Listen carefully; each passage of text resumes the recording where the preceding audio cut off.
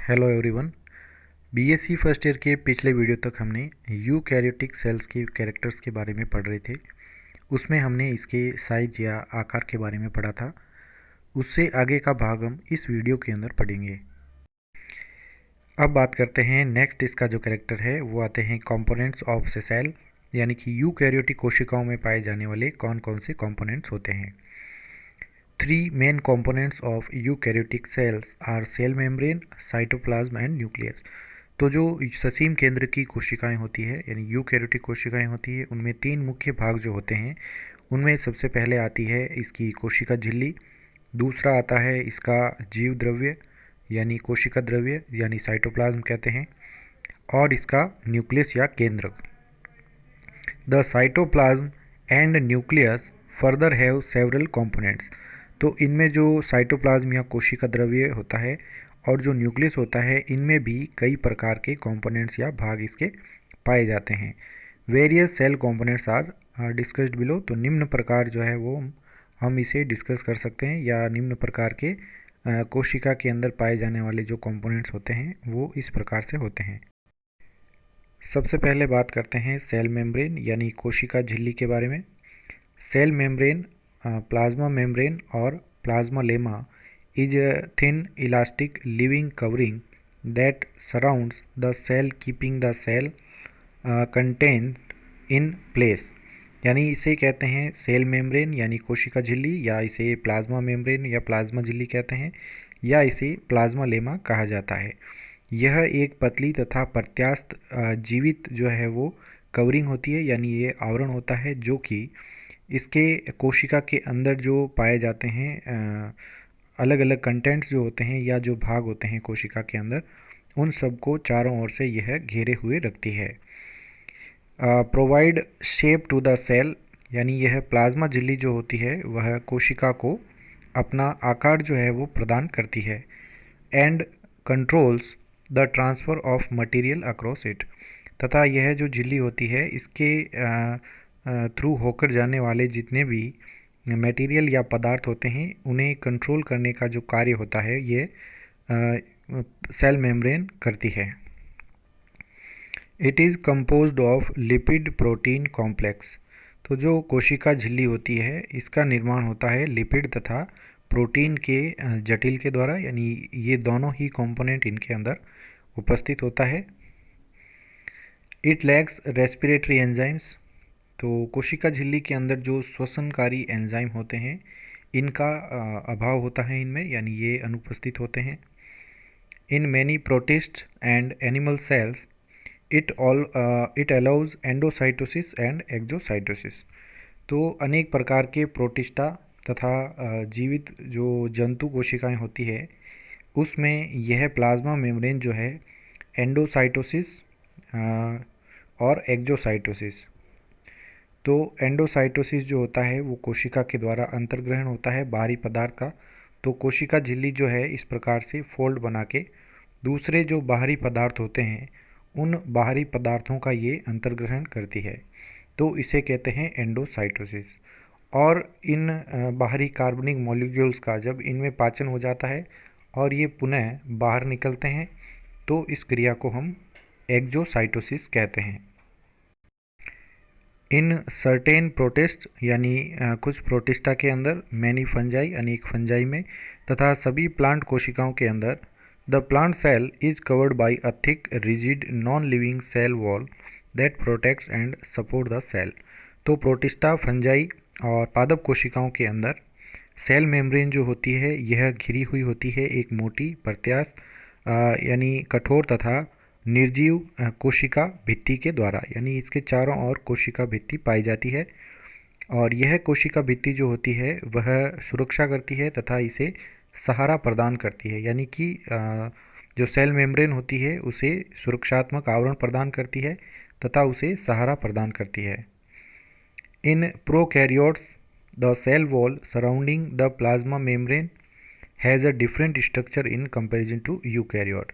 तो जो प्रोकैरियोट के अंदर कोशिका भित्ति जो पाई जाती है जो कि उसकी प्लाज्मा मेम्ब्रेन के चारों ओर उपस्थित होती है, उसमें यूकैरियोट के मुकाबले या इनकी अपेक्षा उनका जो स्ट्रक्चर या संरचना होती है कोशिका भित्ति की, वह यूकैरियोट की अपेक्षा अलग होती है। यानी यूकैरियोट के अंदर अलग प्रकार की संरचना होती है तथा प्रोकैरियोट्स में अलग प्रकार की संरचना पाई जाती है कोशिका भित्ति की। इसके बाद में आता है अपने साइटोप्लाज्म, जिसे कहते हैं कोशिका द्रव्य। द साइटोप्लाज्म और the cytosome is a semi fluid. तो साइटोप्लाज्म यानी कोशिका द्रव्य एक अर्ध द्रव होता है, यानी सेमी फ्लूइड होता है। होमोजीनस यानी समांगी प्रकार का होता है। ट्रांसल्यूसेंट यानी यह पारदर्शी प्रकार का। ग्राउंड सब्सटेंस यानी आधारी पदार्थ। नॉन एज साइटोप्लाज्मिक मैट्रिक्स, जिसे हम साइटोप्लाज्मिक मैट्रिक्स भाग कहते हैं या इसे साइटोसोल कहा जाता है। Which is present between the cell membrane and the nucleus. और ये जो साइटोप्लाज्म होता है यह सेल मेम्ब्रेन यानी कोशिका झिल्ली और न्यूक्लियस के बीच में होता है। तो कोशिका के अंदर जो केंद्रक होता है तो ये इसकी न्यूक्लियर मेम्ब्रेन होती है बाहर, और ये इसकी प्लाज्मा मेम्ब्रेन होती है। तो यहाँ पर इस मध्य भाग में संपूर्ण जो सेमी फ्लूइड रूप से होमोजीनस और ट्रांसलूसेंट ग्राउंड सब्सटेंस होता है, इसे हम साइटोप्लाज्मिक मैट्रिक्स या साइटोप्लाज्म कहते हैं। In the protozoan cell the outer firm layer of cytoplasm is called ectoplasm. तो जो प्रोटोजोअन्स कोशिकाएं होती है, जो प्रोटोजोआ की कोशिकाएं होती है, उनमें एक बाहरी पतली लेयर होती है साइटोप्लाज्म की, उसे एक्टोप्लाज्म कहा जाता है। और उनके अंदर एक आंतरिक परत जो होती है, जो कि उनके सेंट्रल फ्लूइड मास के चारों ओर पाई जाती है, उसे एंडोप्लाज्म कहा जाता है। तो प्रोटोजोअन कोशिकाओं के अंदर बाहर का जो साइटोप्लाज्म होता है, पतली परत जो होती है, उसे एक्टोप्लाज्म कहते हैं। और अंदर की ओर जो उसका केंद्रीय भाग घेरे हुए जो रहता है, उसे एंडोप्लाज्म कहा जाता है। द साइटोसोल सोज साइक्लोसिस और द स्ट्रीमिंग मूवमेंट। तो इनके अंदर जो साइटोसोल होता है प्रोटोजोन्स के अंदर, वह कोशिका द्रवी गतियाँ यानी कोशिका चक्रण प्रदर्शित करते हैं, या इन्हें स्ट्रीमिंग मूवमेंट या तरंगित गतियाँ इन्हें कहा जाता है। तो ये इसके अंदर प्रोटोजोन कोशिकाओं में पाया जाता है।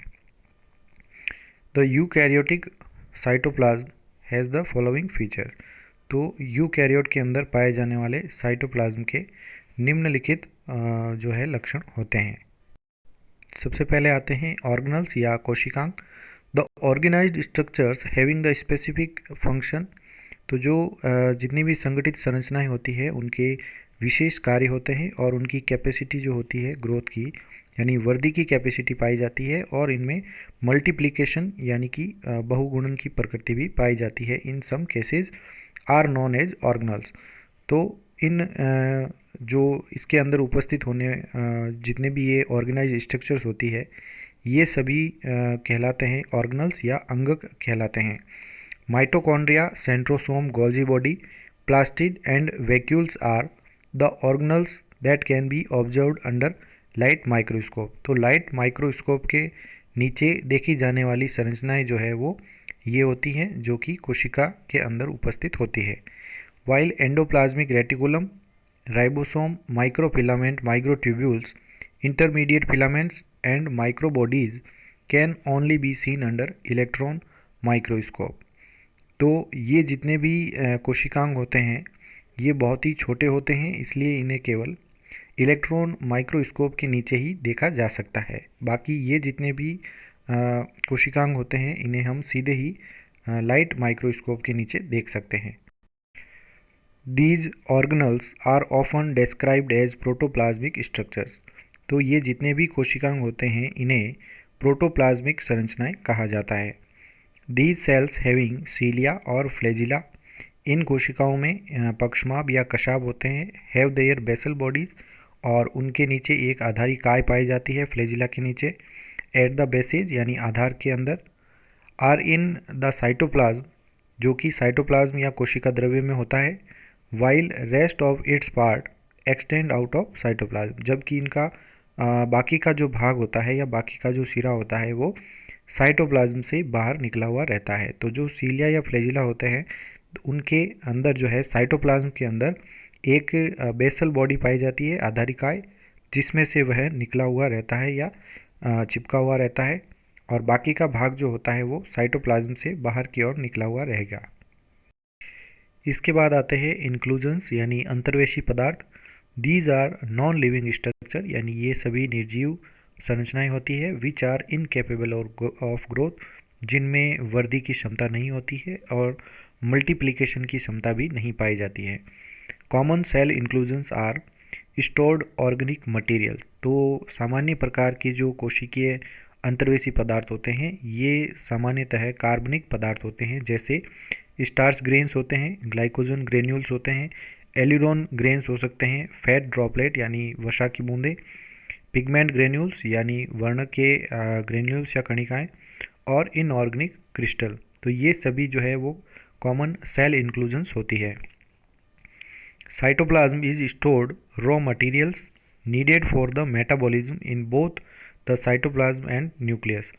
तो साइटोप्लाज्म जो होता है कुछ कच्चा पदार्थ या रॉ मटेरियल स्टोर करता है, और यह जो कच्चा पदार्थ होता है ये साइटोप्लाज्म तथा न्यूक्लियस के मेटाबॉलिज्म यानी उपापचय के लिए आवश्यक होते हैं। तो इन सभी पदार्थों का जो संचयन होता है वह साइटोप्लाज्म या कोशिका द्रव्य ही करता है। मैनी मेटाबॉलिक प्रोसेसेस यानी अनेक उपापचयी प्रक्रियाएं, जैसे बायोसिंथेसिस ऑफ फैटी एसिड्स यानी कि जो वसीय अम्ल होते हैं उनका जैव संश्लेषण, न्यूक्लियोटाइड्स प्रोटीन, और ऑक्सीडेशन यानी ऑक्सीकरण टेक्स प्लेस इन साइटोप्लाज्म। तो ये सभी मेटाबॉलिक प्रोसेस या उपापचयी क्रियाएं जो होती है ये साइटोप्लाज्म या कोशिका द्रव्य के अंदर ही पाई जाती है। इट डिस्ट्रीब्यूट द न्यूट्रिएंट्स यानी यह पोषक पदार्थों को वितरित करता है, metabolites and enzymes in a cell यानी ये कोशिका के अंदर जितने भी उपापचयक होते हैं और एंजाइम होते हैं उनका वितरण करता है, and brings about exchange of materials between the organelles, और यह एक्सचेंज करता है अलग अलग पदार्थों का जो विभिन्न कोशिकांगों के मध्य होता है, उनका भी एक्सचेंज यह साइटोप्लाज्म करता है, as well as with the environment और एक्स्ट्रा सेल्यूलर फ्लूइड ऑल्सो। और ये जो एक्सचेंज होता है कोशिका द्रव्य बाहर के एनवायरनमेंट यानी बाहर के माध्यम के साथ में भी यह एक्सचेंज कर सकता है, या कोशिका के बाहर कोई उपस्थित द्रव है तो उसके साथ में भी यह एक्सचेंज कर सकता है। तो कोशिका के अंदर भी यह एक्सचेंज जो है मटेरियल्स का करता है, और कोशिका के बाहर भी यह एक्सचेंज का कार्य करता है साइटोप्लाज्म। इसके बाद तीसरी जो संरचना आती है यह है न्यूक्लियस यानी केंद्रक। In a eukaryotic cell the genetic material is enclosed by a distinct nuclear envelope. तो यूकैरियोटिक कोशिका के अंदर जो आनुवंशिक पदार्थ होता है वह एक निश्चित न्यूक्लियर एनवेलप यानी केंद्रकीय आवरण के अंदर पाया जाता है, that forms a prominent spherical granule the nucleus. और इसके कारण एक गोल आकार का अंगक बनता है, ऑर्गेनल बनता है, जिसे हम न्यूक्लियस या केंद्र कहते हैं। The nuclear envelope bears pores for the exchange of materials between cytoplasm and nucleoplasm. तो जो न्यूक्लियर एनवेलप होता है यानी केंद्रक जो झिल्ली होती है उसके ऊपर पोर्स या छोटे छिद्र पाए जाते हैं, और ये जो छिद्र होते हैं ये कोशिका द्रव्य तथा केंद्रक द्रव्य के बीच में अनेक पदार्थों के आदान प्रदान के लिए काम में आते हैं। तो ये इसके अंदर न्यूक्लियस में पाए जाते हैं। तो ये जो डायग्राम है यह यूकैरियोटिक जंतु कोशिका का एक डायग्राम है, जिसमें हम देख सकते हैं कि जो सबसे केंद्र भाग में जो संरचना दिखाई देती है ये हमें तंतु के रूप में जो दिखाई दे रहे हैं ये क्रोमेटिन होते हैं, और ये जो इसके ऊपर डबल मेम्ब्रेनस संरचना जो दिखाई दे रही है जिसमें छोटे छोटे छिद्र उपस्थित हैं ये इनका न्यूक्लियर मेम्ब्रेन है, और ये पूरा भाग जो है इसका न्यूक्लियस कहलाता है। साइटोप्लाज्म के अंदर छोटे छोटे कणों के रूप में बिखरे हुए राइबोसोम्स दिखाई देते हैं। फिर उसके बाद में आते हैं जितने भी ये बड़ी संरचनाएं दिखाई देती है ये माइटोकॉन्ड्रियन होते हैं। तो माइटोकॉन्ड्रिया इनके अंदर उपस्थित रहते हैं।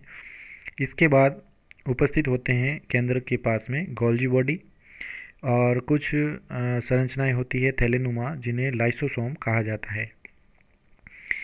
तो केंद्रक के पास में एक छोटी संरचना और होती है जिसे सेंट्रियोल कहते हैं। तो ये केंद्रक तारकाय होते हैं सेंट्रियोल।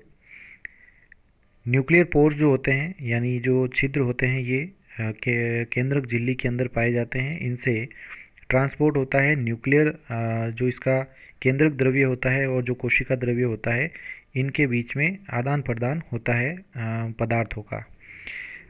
फिर जो ये जालीनुमा संरचना दिखाई देती है हमें, ये रफ एंडोप्लाज्मिक रेटिकुलम होती है, यानी ऐसी एंडोप्लाज्मिक रेटिकुलम जिनके ऊपर राइबोसोम्स लगे होते हैं।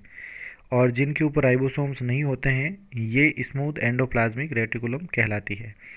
और राइबोसोम यदि एक पूरी श्रृंखला के रूप में एक साथ लगे हों किसी mRNA पर, तो इन्हें हम पॉलीराइबोसोम्स कहते हैं।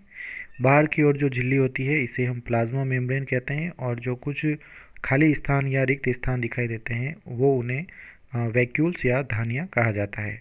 तो ये एक प्रारूपी जंतु कोशिका का डायग्राम है जो कि यूकैरियोटिक होती है। यह जो डायग्राम है यह एक प्रारूपी पादप कोशिका का डायग्राम है जो कि यूकैरियोटिक सेल्स होती है। तो इनमें जो अंतर होता है वो यही होता है कि इनके ऊपर एक तो सेल वॉल या कोशिका भित्ति पाई जाती है। फिर आता है इनके अंदर फोटोसिंथेसिस के लिए क्लोरोप्लास्ट यानी पर्णहरित की उपस्थिति होती है। और इनके अंदर जो गोल्जी एपेटस या गोल्जिकाय होता है वो जो है डिक्टियोसोम कहलाता है। अब इसके अंदर बहुत ही बड़ी जो मध्य में एक वैक्यूल पाई जाती है जो इनके अंदर उपस्थित रहती है। इनका जो केंद्रक होता है वो कुछ साइड में पाया जाता है। तो ये इस प्रकार से संरचना पाई जाती है पादप कोशिका की। बाकी सभी सेल ऑर्गेनल्स जो है वो लगभग एक समान होते हैं जंतु तथा पादप कोशिकाओं के अंदर। और ये जो एक्स्ट्रा कंपोनेंट्स है वो ये इसमें हमने प्रदर्शित किया है। Thank you so much. इसके बाद का नेक्स्ट टॉपिक जो है वो हम अगले वीडियो के अंदर पढ़ेंगे।